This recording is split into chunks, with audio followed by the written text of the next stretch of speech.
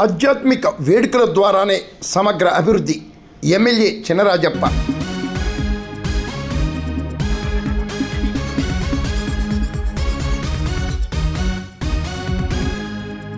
సమాజంలో ఆధ్యాత్మిక కార్యక్రమాలు వేడుకల ద్వారానే సమగ్ర అభివృద్ధి సాధ్యపడుతుందని పెద్దాపురం ఎమ్మెల్యే నిమ్మకాయల చినరాజప్ప అన్నారు.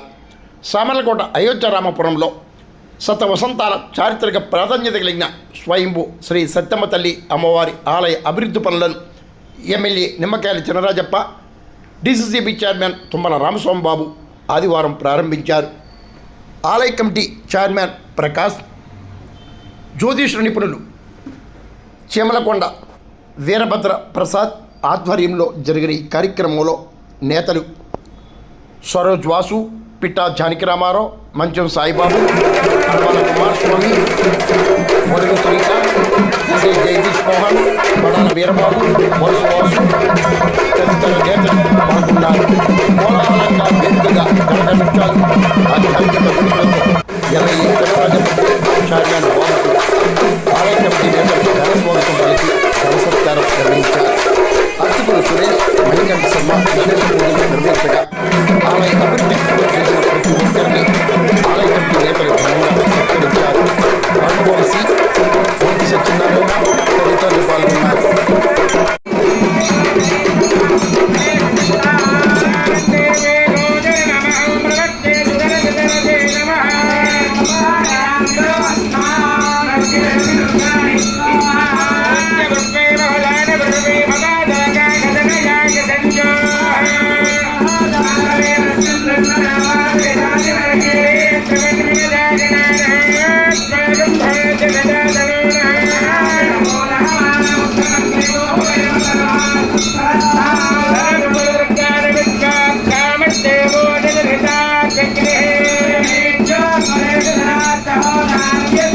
అభివృద్ధికి ఏర్పాటు చేయడం జరిగింది. అయితే 100 సంవత్సరాలుగా ఒక చెట్టు కింద వెలిసినటువంటి శ్రీ సత్యమ్మ అమ్మవారు స్వయంభూగా కలిసి అందరికీ కూడా సాక్షాత్కరించి అందరినీ వెన్నుదన్నుగా ఉండి ముందుకు నడిపించినటువంటి అమ్మవారిగా చాలా మంది పెద్దలందరూ చెప్తున్నారు.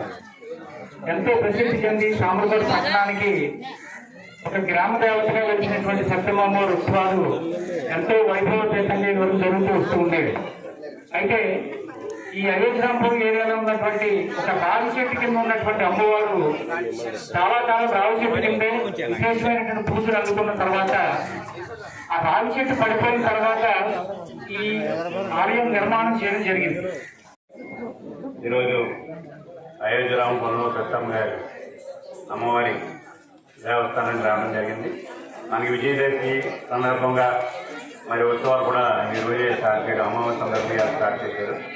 స్టార్ట్ చేయడమే కాదు, మనం నిర్మలైనటువంటి జట్టు కానీ అలాగే ముఖ ద్వారం కానీ ఎలా ఓపెన్ చేసి మనం ఇక్కడ రావడం జరిగింది. దాని చరిత్ర అంతా కూడా మన గురువు గారు చెప్పారు. ఎందుకంటే సత్తమ్మ ఇక్కడ గుడి అయోధ్యరాంపురంలో పురాతనమైంది. ఇది స్వయంభూ అని చెప్పి కూడా చెప్పడం జరిగింది. దాని మీద మనందరం కూడా పురాతనమైన గుళ్ళని అలాగే స్వయంభూ ఏదైతే గుళ్ళు ఉన్నాయో గుళ్ళని కూడా మనం దర్శించుకొని పూజ చేసుకోవడం చాలా మంచిది.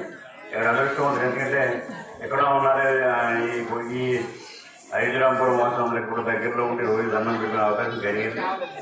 నేను ఈయన షర్టు వేస్తానంటే చిన్న షర్ట్ వేస్తారని కూడా ఉంది, చాలా పెద్ద వేస్తారు. మేము ఎక్కడ చూసినా ఓ మెగాయి తయారు చేస్తాం. మనం పెద్దాపురం సంవత్సరంలో ఒక పెద్దవి ఉండాలని చెప్పి ఆలోచిస్తున్నాం, కానీ చిన్నదయ్యింది.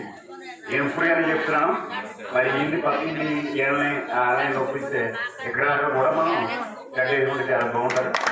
దాన్ని మీరు అందరూ ఏదైనా అమ్మవారి విజయదశమి తప్పగా మనందరం కూడా గొప్పగా ఈ వారం రోజులు పూజలు చేసి మరి పెద్ద ఎత్తున రాష్ట్రం రాష్ట్రంగా దేశంలో కూడా జరుగుతుంది. మనం కూడా ఈరోజు మన అయోధ్యరాంపురంలో ఉన్నటువంటి స్వయంభూ సత్యమ్మ తల్లి వారి